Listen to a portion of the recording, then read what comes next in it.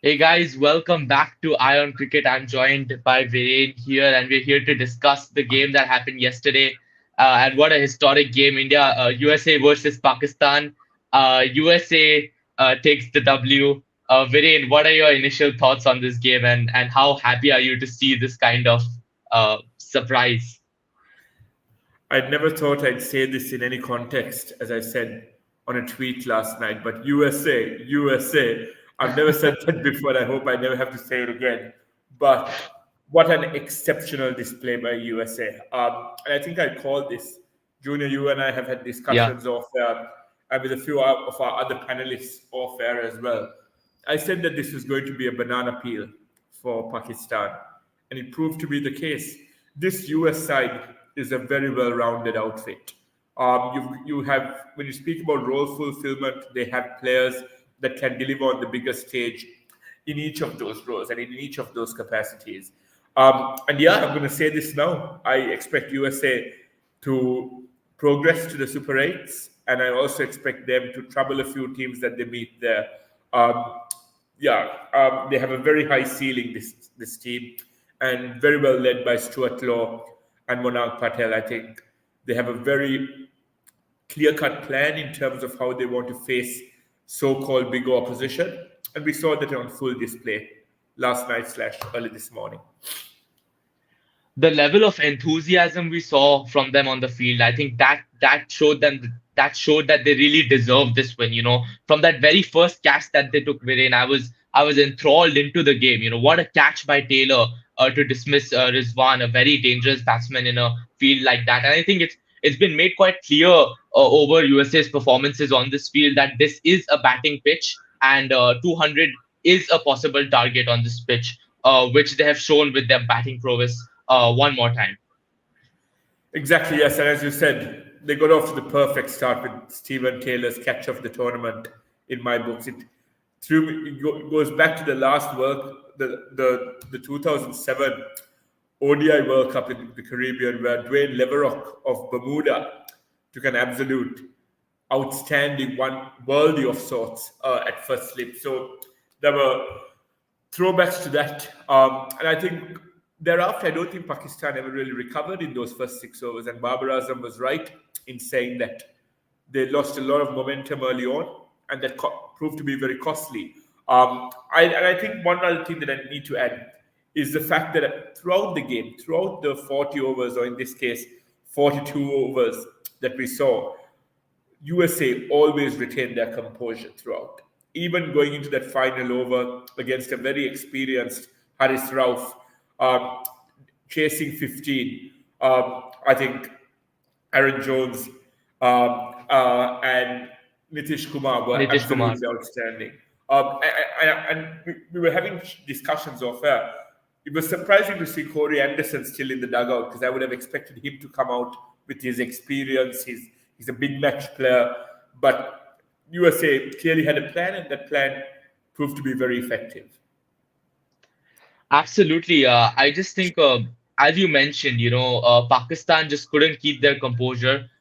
They made a lot of mistakes in this match. One of which I would like to point out right now, which was that the early wickets that they suffered, 26 for three in the fifth over. But I felt that at that point they were trying to craft a partnership between Shadab and Babar, and that was the best thing that could have happened at that point of the game, and that did happen. Shadab Khan showed really good batting prowess over there in the middle. But I just think the way they weren't able to convert that into a bigger total, 170, 180, was their fault. But at one point in that fifth over, Viren, it was looking like 130, 140 was a difficult target to cross. Uh, very good fielding by the US. As I said, they created chances, whether it was Rizwan or even Shadab Khan, the way they got Shadab Khan out at fine leg, or what a brilliant catching, brilliant fielding. Can't say the same about Pakistan though. In that super over, we saw a lot of fielding mishaps and so many extras. I think we'll talk about that in more detail in a bit. But before that, I just want to talk about the mistakes that Pakistan made in this game, Viren. Other than that inability to convert that middle over partnership into a 170, 180, what did you think that were their biggest mistakes in this game? They have a very fragile top and middle order. if I'm being very honest, Junior. Yes, except for your stalwarts in Babar Azam and Mohammad Rizwan and having Iftikhar and Shadab, Fakhr Zaman and Azam Khan haven't been in the greatest of nicks recently. And this has been, Fakhr Zaman may be very prolific in franchise cricket, very prolific in other tournaments, but when he's donned a Pakistan jersey, if he's not been batting at the top, if he's not an opener, I don't think he's found his groove just yet as a number three for Pakistan. And Azam Khan, look, it's unfortunate, his critics off the field uh, and his performances have been subpar. And I hate to admit this, but I think that might be the last we see of Azam Khan in this World Cup. And for his sake as well, we've seen how prolific he can be. I've seen him play live when he's come down for the LPL. He's a brilliant Yeah. player, has a very high ceiling, very high potential. But when you're going through this rut, when you've had 6 or 7 ducks in your last 15, 16 outings for Pakistan, when you've been very subpar when it comes to your wicket keeping, whenever you've been given an opportunity, when you have or when you have the weight of your country's shoulders, when you have the weight of your country's expectations on your shoulders, plus the weight of your critics as well in his case, I think a bit of a break might do him good. And I think that was a bit of an error from Gary Kirsten and Babar Azam. Gary Kirsten, a World Cup winning coach, um, it was surprising to see him in the playing 11. Whether that is to do with the fact that Azam Khan is the one that they trust in that middle order and they want to stick to him no matter what the results are. I think it's quite clear that Pakistan need to look at their combinations a bit more. Plus, you were very right in saying this, they looked very, very lethargic on the field. It was a tale of two fielding displays. USA were on the ball, on the mark throughout those 20 overs, and even in that super over with that brilliant catch to dismiss Iftikhar Ahmed at long off. But that is the difference in this game. And T20 cricket is a level playing field, Junior. Like it's the shortest format of the game. Look, I'm not even considering T10. So in my eyes, T20 cricket is the shortest format of the game. If I don't even want to use the term minnow associates anymore, but if a side who on paper are less prolific than the other side, if that particular team comes out, sticks to the basics, and actually puts in 110%, USA were glued in yesterday, and I think Pakistan can be blamed for being a tad complacent. Absolutely. I think they made a lot of mistakes in this game. Definitely playing Azam Khan was one of those mistakes. I believe that you need players in this team that can back themselves, especially if you're going to be one of those middle order batsmen. And Azam Khan, as you said, is not in the right mental state. You can see that first ball wicket. It was just lazy from him. I think that was a very easy ball to just defend or flick for a single, but that was a lazy shot. And there's been a lot of pressure for him, a lot of trolling, a lot of fat shaming, and that is going to have an effect on a player. I was surprised to see an experienced player like Imad Wasim on the bench. Just before the World Cup started, he's backed himself as being the best all-rounder in T20 cricket. Obviously, he's going to say that that might not be true, but you need players who are going to back themselves and who really believe in themselves. And I think Imad Wasim would have been nice to send him at number 4 after those 3 wickets, at number 5 after those 3 wickets, and then maybe kind of soothe things down for Pakistan in a way that Azam Khan couldn't really do. So Imad Wasim, I would have him in the playing 11 if he's fit to play. And Julia, Um, just before I before we continue, Imad Wasim, and I read this morning that he had been ruled out of the first game with a niggle, and I think that proved to be quite costly, as you said. And I completely agree with you.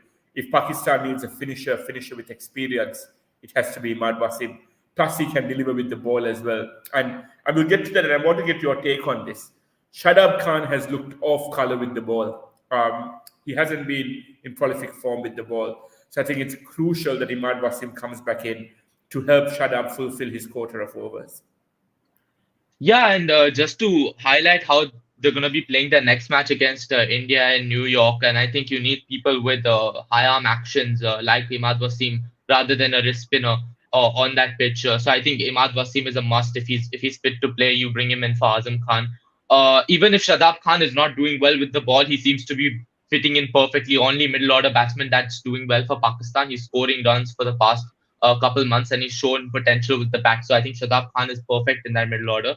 That partnership gave Pakistan a chance to survive in this match. And as talking about finishing, Iftikhar Ahmed, Shaheen Shah Afridi, you gotta give them some credit. Shaheen Shah Afridi, that's definitely not his main role, but he came in with the bat and he played a cameo that really helped his team out. Maybe didn't do that well with the ball, but definitely came in clutch with the bat. 23 of 16 with two wonderful sixes. So that was a good ending for Pakistan. At that point, the excitement for me kind of died down. The prospect of USA probably winning this match, but again, they kept that spirit up, the USA spirit as we shall call it now. And I think a lot of credit goes to the captain for that. The way he led this team to be extremely motivated, and at the same time, he also batted in a way that was a very straightforward and aggressive brand of cricket that they have adopted in this World Cup. And just moving on and talking about their batting, you can see the difference. Monank Patel, 50 off 38 balls, some brilliant shots there. Whilst Babar Azam also scored an important innings of 44, but with a strike rate just above 100.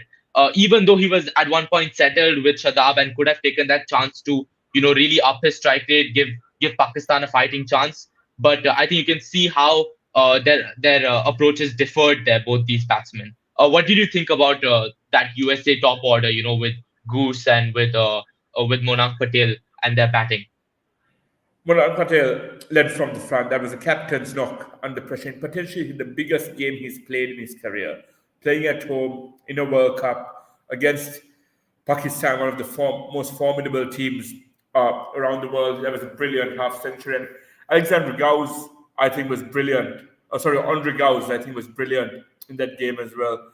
He was prolific against Canada, anchored the innings while Aaron Jones went berserk at the other end. And I think he replicated that performance yesterday. There was a crucial knock of 35 of 26. And then Aaron Jones, the legend, he's already written himself into the history books of US cricket. Two brilliant back-to-back winning knocks, match-winning knocks rather. And I think this is someone to watch out for. Already a potential contender in my World Cup 11 at the end of the World Cup when we're trying to come up with the best 11 of this World Cup. And kudos to Nitish Kumar as well. He was really struggling to time the ball at the end. Potentially, he would have been scapegoated if USA lost this game for not being able to finish off the chase. But when you have 5 to win off one ball, having that composure to just clear that inner circle was, I think, brilliant batsmanship on his part. And I question Pakistan's field setting in that final over, June. It was very clear that Nitish Kumar was constantly trying to target the V from just wide of mid-off to wide of mid-on. And when you're defending 5 off the final delivery, you'd expect to have long off in place. And especially with the length that Haris Rauf was trying to bowl at that fuller length, it was freebie. It was an absolute freebie for Nitish Kumar. So yes, brilliant batsmanship on the part of the US. I think following up from the efforts that they put in with the ball, it was just outstanding, an outstanding watch.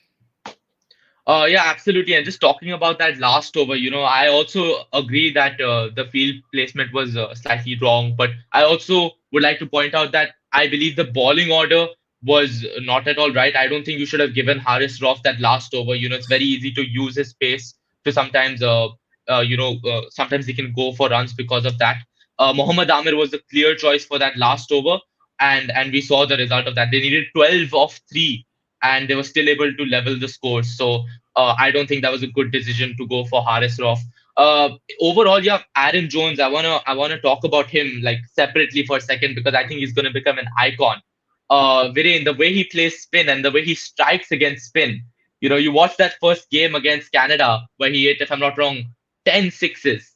And you just think that, okay, maybe it's the Canadian bowling attack, maybe it's a bit subpar, maybe it's the pitch. You're thinking, okay, this might be a one-off innings, but you see him go against an attack like Pakistan's, one of the best, in my opinion, definitely the best pace attack in this World Cup, but one of the best attacks overall.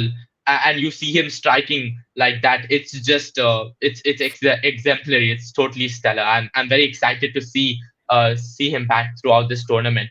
Very very good innings. He came in the super over, if I'm not wrong, as well, and struck well.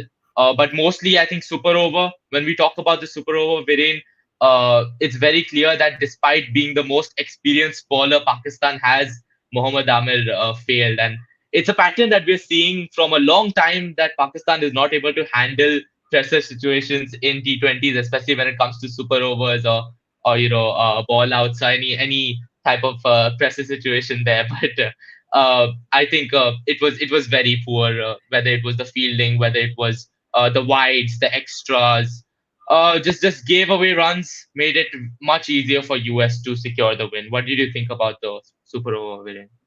You enjoyed saying that, didn't you, Jude, in terms of Pakistan not being able to live up to pressure slash expectations? Yeah, that was a very, very weird super over by Mohammad Amir. And I'll tell you why. Harmeet Singh, I was wondering whether USA had bundled it when they sent out Harmeet Singh with Aaron Jones, because Harmeet Singh hadn't faced a single delivery in regular play. Sorry, I'm nursing a cold, so mind, excuse me for a second. Um, yeah, sorry.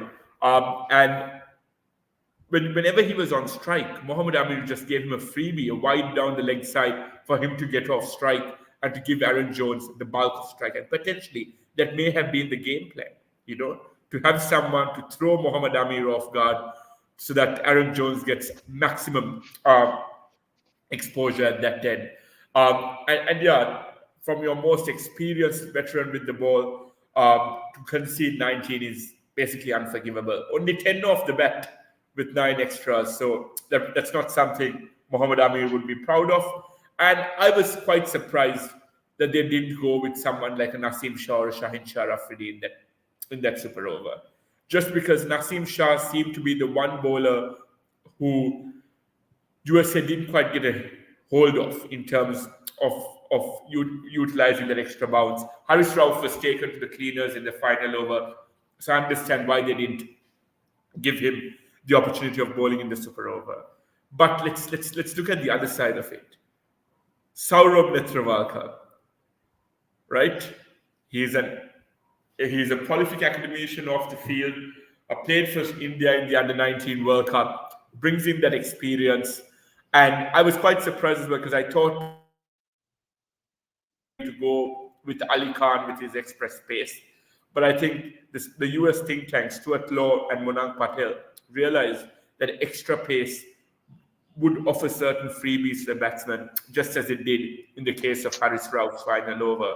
But Netravalkar used all his wit and, and experience to kind of get USA over the line. And he retained his composure. It's never easy. This might have been the biggest game he's played since the Under 19 World Cup representing India. But I think he's a big match player. And I look forward to seeing what he does for the US going forward. And I think he was undoubtedly the man of the match in my books. A brilliant spell early on in the power play. Really reel the Pakistani batsmen in early on, not giving them that early momentum that they needed with crucial breakthroughs. And he was prolific in the super over. So, yeah. So out of the two left-arm seamers, Saurabh Netravalkar outshone Mohammad Amir in that super over. And I think it was quite fitting because USA, in my eyes, outclassed Pakistan in all three departments of the game yesterday. A quick point on Aaron Jones. Ramiz Raja on comms said that Shadab Khan would be Pakistan's linchpin because the US might not be used to facing very good leg spin. That was not very good leg spin. That was Aaron Jones trusted his strengths. He realized his strength is that mid-wicket region.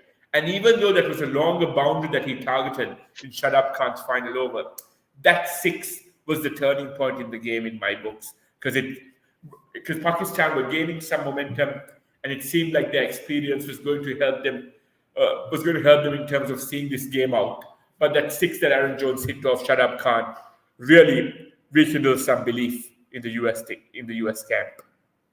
Varian, I think when you have a slog sweep like that, you don't really care how long the boundary is. You're going to clear that every time. And Aaron Jones has done so repeatedly. Saurabh Netravalkar, highest wicket taker for US in T20s now. Just a brilliant performance. I completely agree with you. I think we've clearly seen in this match that pacers with relatively low pace, more focus on accuracy, line and length, getting that seam movement and swing in place, they have seen more success. Mohammad Ahmed, to give him credit, he bowled fabulously throughout the 20 overs, and he bowled. His line was amazing. The angle that he was providing as a left-arm pacer was also very, very difficult to face on a pitch like that. And he restricted himself to giving just 6 runs every over. I think it was the pressure that got to him.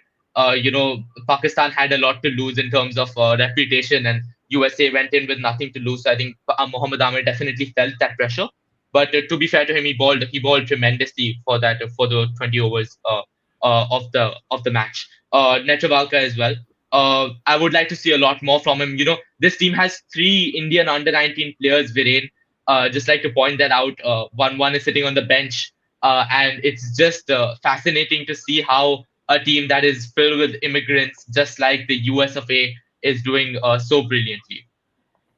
Very well said. And I want to also highlight one other name here, Junior, before we wrap up. Nostush Kenjike, the left-arm spinner for the US, was absolutely brilliant bowling in the power play against Babar, Rizwan and co. 3 wickets, 4 overs, 3 for 30.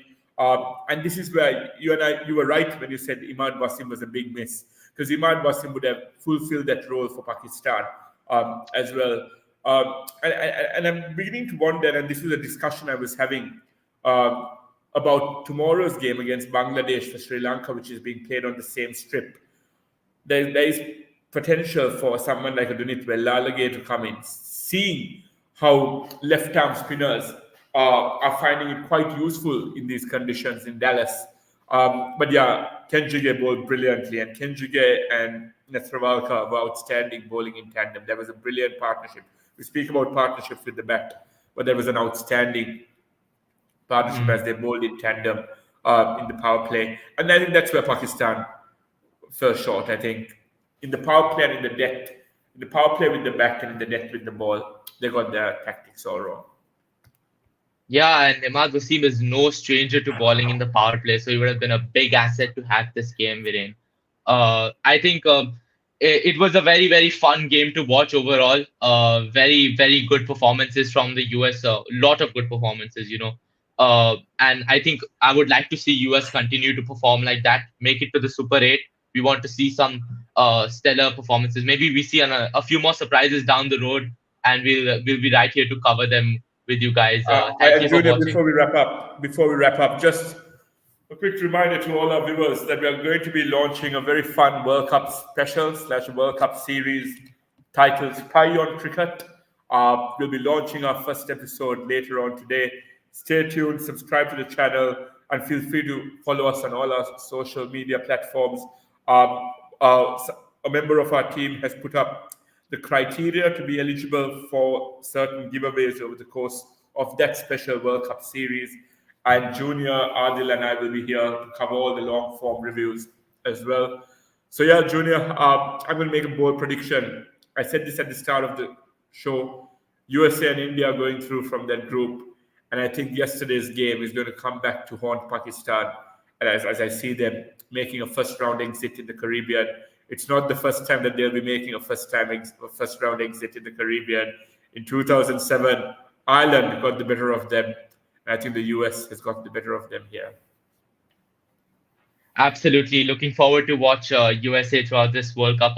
And on that note, I would like to just show a trailer of what Viren was talking about with this new shorts concept that we're launching. Spy on Cricket is getting this the trailer to process. If not, we'll definitely share it on social media for you guys to watch. Okay, here it is.